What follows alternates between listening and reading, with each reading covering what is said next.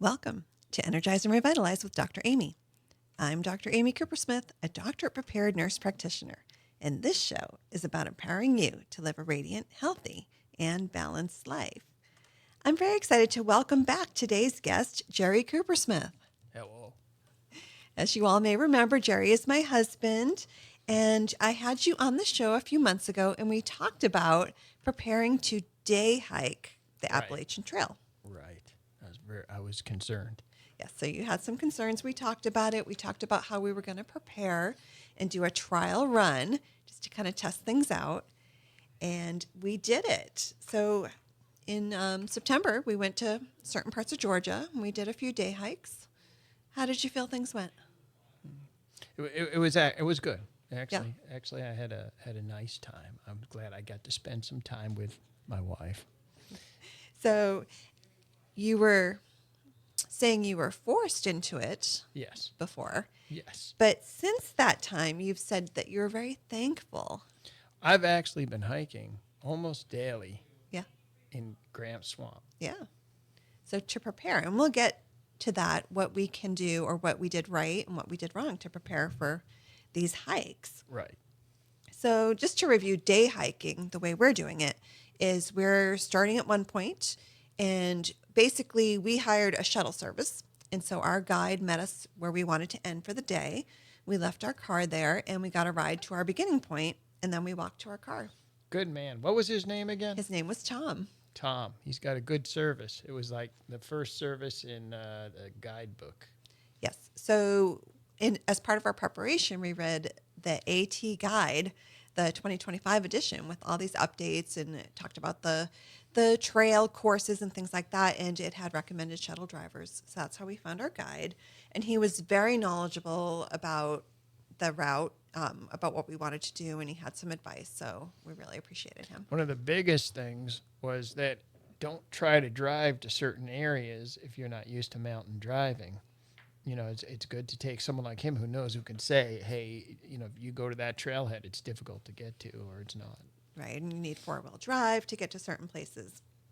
So part of my preparation checklist to make sure that the route I chose was proper was to run it by somebody who knew, and I appreciated him. So on day one, we hiked from Three Forks in Georgia to Cooper Gap. Now, the reason we chose Three Forks, some of you may or may not know, the Appalachian Trail starts at Springer Mountain in Georgia. On some of our visits in the past, we had hiked that little section from Springer Mountain to Three Forks. So we decided to kind of pick up where we left off. So what did you feel about that day? Do you remember? I don't remember much, but I took a navigation device. I don't know if you remember. Two, actually. I did. What were they called? Garmin.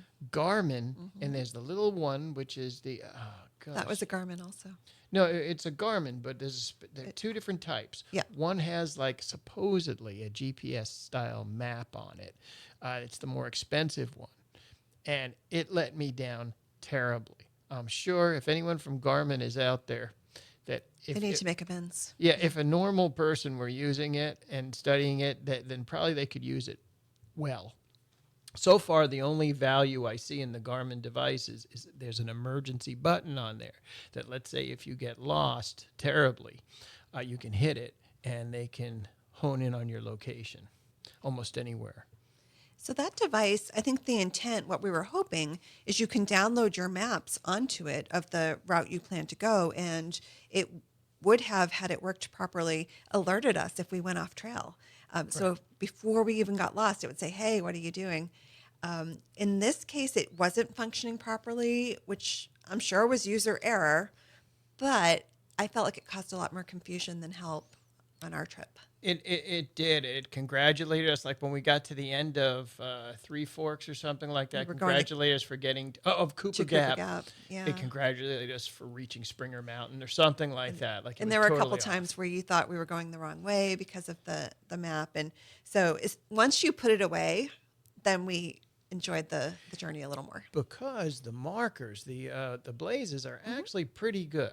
There was one area we went into where it was overgrown, and they were not as frequent as you would have liked them. blazes. Yeah. Do you know what a blaze? Do I they know what a blaze Well, is. do they know what a blaze is?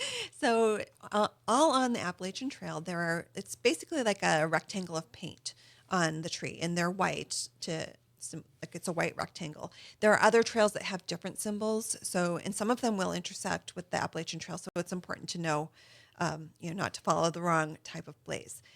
But that helps just let you know that you're going in the right direction. You say, oh, there's a blaze. And they do say if you go more than 15 minutes without seeing one, that you might want to turn around. See, I didn't know that. You didn't tell me that. Well, luckily we didn't go more than 15 minutes. Can you imagine what would have happened if you gave me that information? Yeah. So on day 1, it rained. Yeah. Yeah. Now I remember. Oh, that was terrible. So the first night we're in this cabin, right? Beautiful cabin on the top of a mountain. Yeah, really nice cabin and all. And it just came down. She goes right to sleep. Yeah. And I'm hearing this like torrential rain and lightning and thunder and all this kind of stuff. And I said, oh no, this is not good. This is bad. And so you were concerned about starting our hike on a day when it was raining. On the weather report, we could tell it was going to stop, and it wasn't a cold rain, so I was less concerned about it. The scariest part to me of that whole trip was driving down the mountain from our cabin to the road. Yeah, that was scary. That was scary too. But I'll tell you, not one person, and if there's anyone out there who can write in and tell us what to do, any of you hikers, you big shots out there, right? What do you do with lightning? Nobody has told me that's what not true. to do. Remember, we asked our guide. Yeah, that wasn't a good answer. He said, find a rock. Find a rock.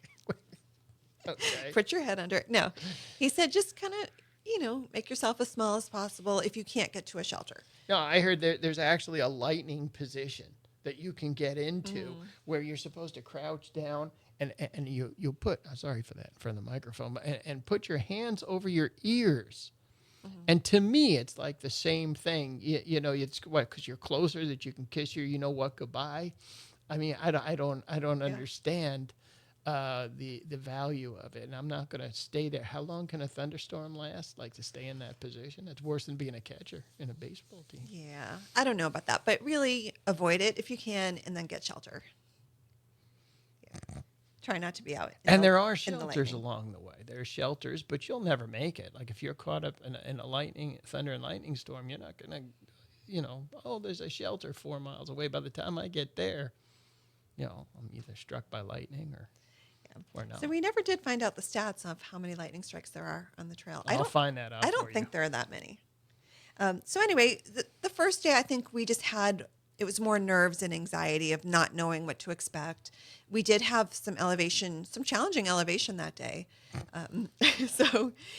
We didn't learn until the next day. We went up something called Sassafras Mountain, and the locals call it Kick Your Ass Mountain. Yeah.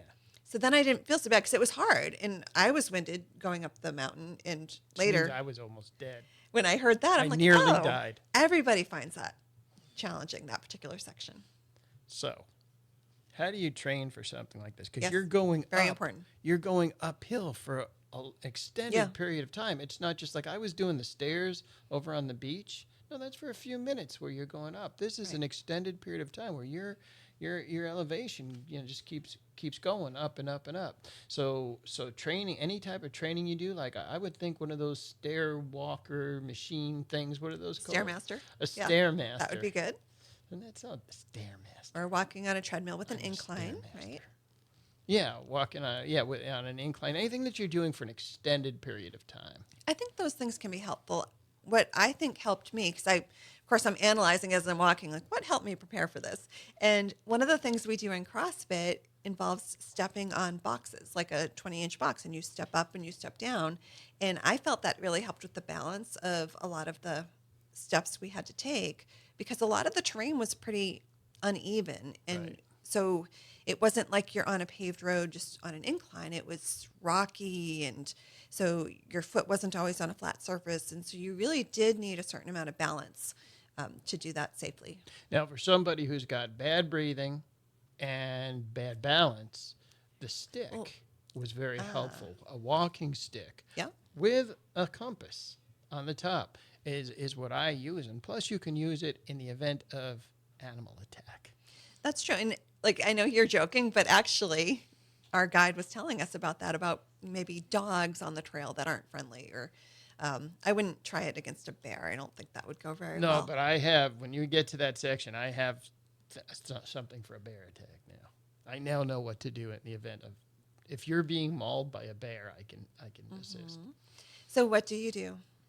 There's a thing called bear spray. Okay. It is so powerful. It's capsaicin, but so powerful that the bear's skin will literally slough off its body. Now, I know that all of you animal lovers out there may say, that's horrible. That's awful. Actually, what really probably does it, you go to spray this stuff, and it's so powerful that it nebulizes in the air and comes back on you.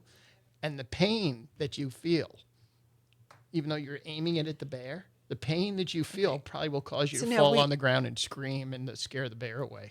So we didn't actually use the bear spray. In fact, you bought some, but it stayed on the kitchen counter. Buy the small thing that can go on your belt loop. I bought a really big one because I was anticipating like a polar bear or something like that would attack. But we didn't use it. We didn't see any bear.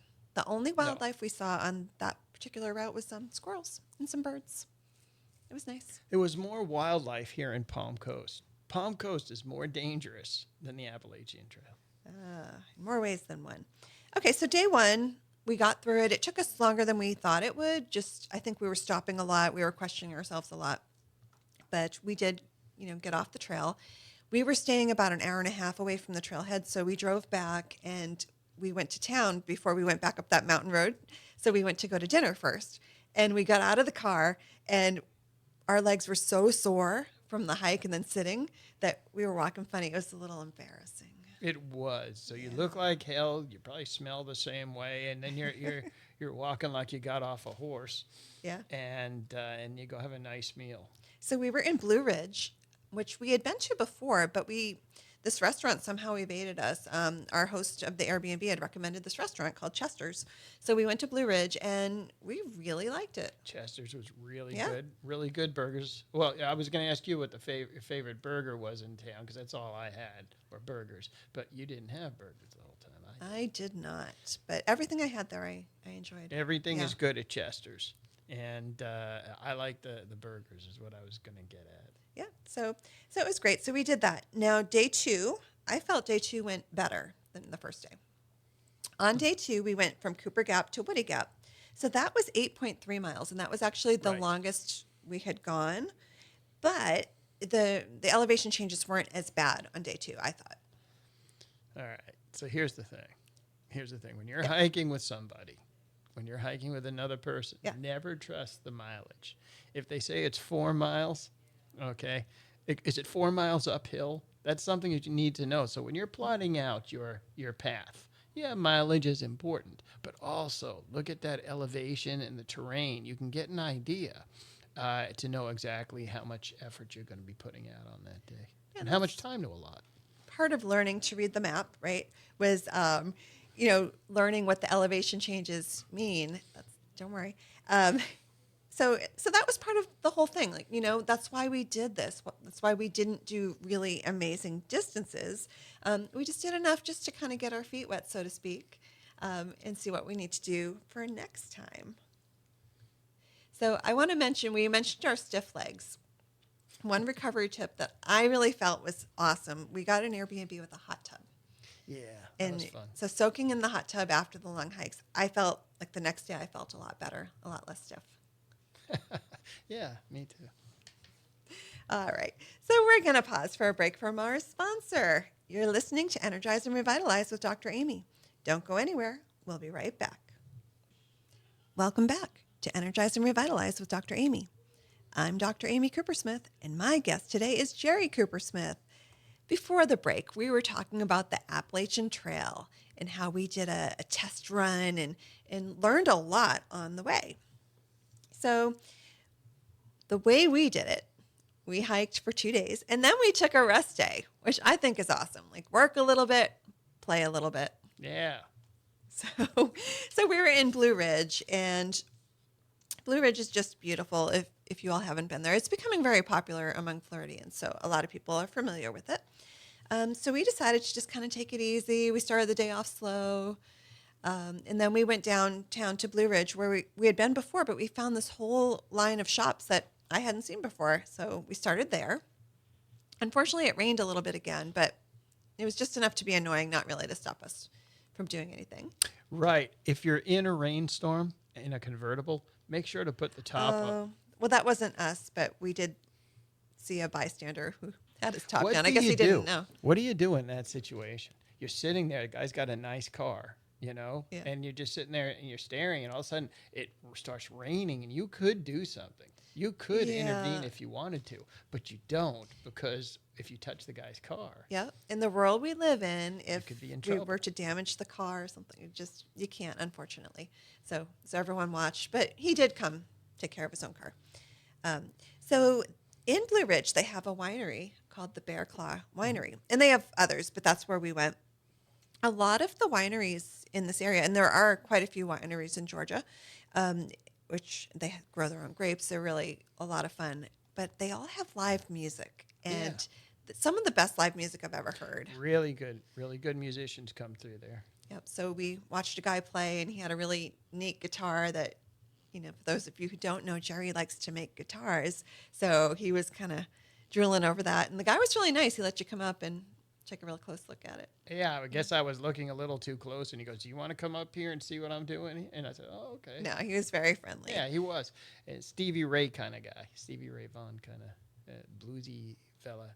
And from, I wish I knew his name. I would plug him. But Can't remember. from he's Nashville, right? Yes. From out of Yeah. Nashville. So I guess a lot of the local-ish musicians will come, to the wineries and do these gigs. So that was fun. So we had a nice restful day, had another nice meal, and then it was back on the trail. And on this day, we went from Neal Gap to Hogpen. So what we did is we skipped a little section on the Georgia route. And we did that because, It was wicked scary. and we're going to go back and do it another time, but there was a section with Blood Mountain in it. And Blood Mountain That's is scary. they all say it's a pretty challenging hike. And the section we have to do when we do it is going to be about 11 miles. So it said, though, initially you thought 10 miles, and the guide was real good, Yeah. where he said, no, that's actually 11 miles, Yeah. and it's uphill. Yep. So, So he we was will do cautious. it. We just wanted to be a little better prepared. And we figured for our first little, time out there, we didn't want to do something that strenuous. So we skipped over that. And then we did this other section that was 6.7 miles. So we're like, okay, less distance, even better. But this day, the terrain was the most challenging. That was the day where it was really rocky and there was a lot of unsteady footing. Oh, yeah. Yeah. So I thought, I really like down. I hate up. I really hate up. Up, I hate. I like down. I can take any type of down. But then along came this day, and it showed me I don't like down very much either, because you go down for an extended period of time, and the rocks can be very, very slippery. Slippery. Yes. So you need to shoes. Super important, with a nice grip, nice tread. So we mentioned shoes in our preparation episode. It probably is the most important piece of equipment that you can get, because you want your feet to be comfortable. I fell a couple of times, and You I did. hit the rock, and I spat upon it. I got angry. And I may have laughed No, you laughed when a I lot. saw you weren't hurt. You laughed a lot. So on day 3, on this section that we did, it was, I think, not a very popular section among locals because it was really overgrown. A lot of the blazes were kind of faded. Oh, yeah. And a couple times we did start to wander off the trail a little bit. But the great thing about this is by that day, we had a really good feel for it. So when we weren't on the trail anymore, we could tell. Didn't get all that nervous about it. Yeah, we were much more comfortable. And so I was surprised we acclimated that quickly. And what's a real trip, is your phone, your cell phone, if you don't use up the battery, it actually knows as well as a Garmin the Appalachian Trail. Yeah. And it can tell you, oh, you got 2 miles until the next trailhead and all that. It did a very good job. Now, I doubt the whole Appalachian Trail that your cell phone's going to work, but it did a pretty good job, actually. And there are different apps you can do to download trail maps and things. And so I'm going to play with that a little bit. But I did have a good old fashioned paper map, which helped us. There was one spot on the first day where we weren't sure which, like there was the trail, it just wasn't marked. And there was a trail to the right that could have been the trail and a trail to the left. And it ended up being the one to the left. But we got hung Had up a few there minutes, a little yeah. bit. And finally, I took out the map and we could see where the road was. We could see that the trail was perpendicular to it. And we're like, okay, this is it. Like, just now we're both a little bit directionally challenged. So that was a little scary, but we did it. We did not get lost. Reminded me of being back in the Army again. I was having PTSD. Yeah, but it wasn't that bad. So that day was good. Then the last day, we just had a short little hike. We went from Tray Gap to Unicoi Gap, and that was just 4.4 miles. And we skipped a section again to avoid a longer hike. I want to go back to the other day. Oh, yeah, So day that 3. what is it called? Raven Cliff? Raven Cliff. So the prettiest Yeah. part actually was Raven That's true. Cliff. So if you get a chance to see it, Raven Cliff is very, very nice. But now the last mile between that, And Hogpen Gap. I And can't remember the name of the gap before Hogpen, but but it's a mile straight up. yeah. And so if you don't like up very much, it's a challenge. Yeah, so one thing about going uphill, it's very taxing on your cardio system. So, and that feeling takes some getting used to. So when you go up an incline, your heart rate's naturally going to go up, and it's supposed to. That's what it does. But if you're not familiar with that, it can be uncomfortable. So doing a good amount of cardio before you start on a hike, Yeah. I think is a good idea. And then, you get a little out of breath going up, and then you stop, catch your breath. It's okay. And then you keep Every going. few feet. And then you mentioned going down. I find going up is hard on the cardio, but going down, I feel like my knees really have to be steady, and it just takes a lot more muscle work from the legs. See, I felt that's one Yeah. one advantage I had with the stick. Uh, Because I was able to balance with my stick, uh-huh. and so I recommend a stick, especially again if your balance is good, that's wonderful, and you can do without it, that's great. But if you don't have such good balance, that stick really does help a lot. Yep. And so you used kind of an old-fashioned walking stick, like Right. a wooden stick, but it got a little heavy, right, on your wrist sometimes. Yeah. I have problems anyway So- with my wrist. So there's that. A lot of people have like the aluminum lightweight hiking poles. Yeah. I didn't use any poles this time. I don't know if I will in the future, but I felt okay without them. No.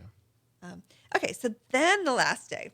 So the last day was the only day we did kind of in reverse. Every day we went what's considered south to north. We started at the southern point and went north. The last day we went the opposite because our guide said, Tray Gap is really tricky to get to with a car.